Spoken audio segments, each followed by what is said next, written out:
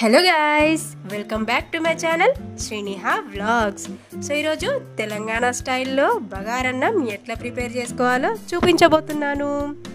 రుచికరమైన బగారన్నం నార్మల్ రైస్తో ఎంతో టేస్టీగా సింపుల్ వేలో ఎట్లా చేసుకోవాలో చూపిస్తాను.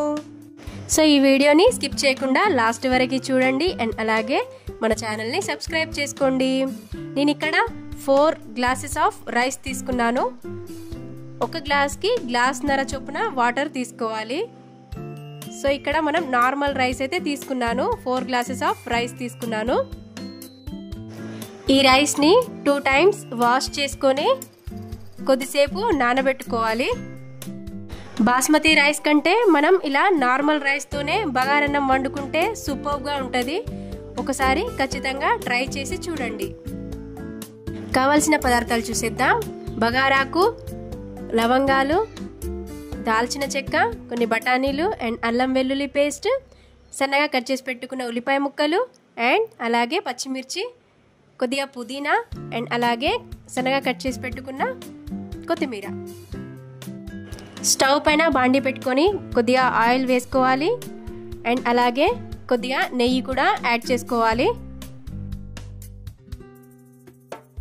ఆయిల్ అండ్ ఘీ హీట్ అయ్యాక అందులో బగారాకు, లవంగాలు అండ్ అలాగే దాల్చిన చెక్క అన్నీ వేసుకొని వేయించుకోవాలి. ఇవి బాగా వేగిన తర్వాత అందులో పచ్చిమిర్చి అండ్ ఉల్లిపాయ ముక్కలు కూడా వేసుకొని వేయించుకోవాలి. ఇందులో మనం ఇప్పుడు కొద్దిగా సాల్ట్ యాడ్ చేసుకుందాము. సాల్ట్ యాడ్ చేసుకోవడం వలన ఉల్లిపాయ ముక్కలు, పచ్చిమిర్చి తొందరగా ఫ్రై అయిపోతాయి.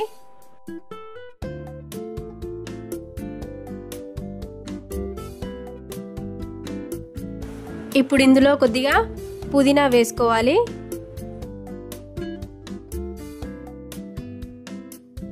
ఉల్లిపాయ ముక్కలు గోల్డెన్ బ్రౌన్ కలర్లోకి వచ్చాక అందులో మనం అల్లం వెల్లుల్లి పేస్ట్ యాడ్ చేసుకోవాలి.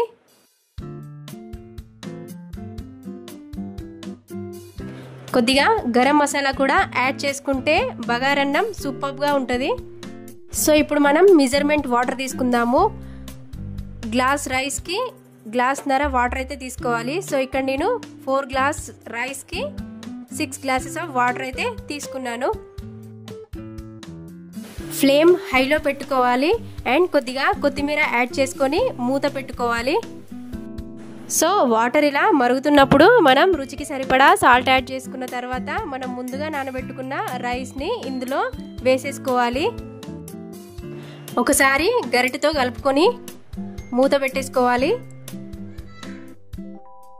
15 మినిట్స్ తర్వాత వాటర్ అంతా ఇంకిపోయి ఇలా రైస్ దగ్గర పడుతుంది. అడిషనల్గా మనం ఇందులో ఫుడ్ కలర్ని యాడ్ చేసుకోవచ్చు. ఇలా కలర్ఫుల్గా ఉంటే పిల్లలు చాలా ఇష్టంగా తింటారు. మూత పెట్టుకొని ఒక 10 నిమిషాలు అయితే కుక్ చేసుకోవాలి. సో చూసారా ఫ్రెండ్స్, ఎంత పొడి పొడిలాడుతుంది మన బగారన్నం అయితే.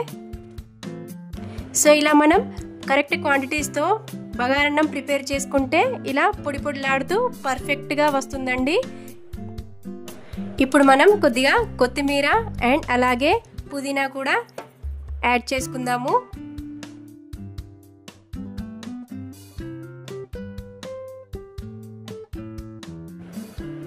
అండ్ లాస్ట్లో కొద్దిగా నెయ్యిని యాడ్ చేసుకొని మూత పెట్టేసుకోవాలి.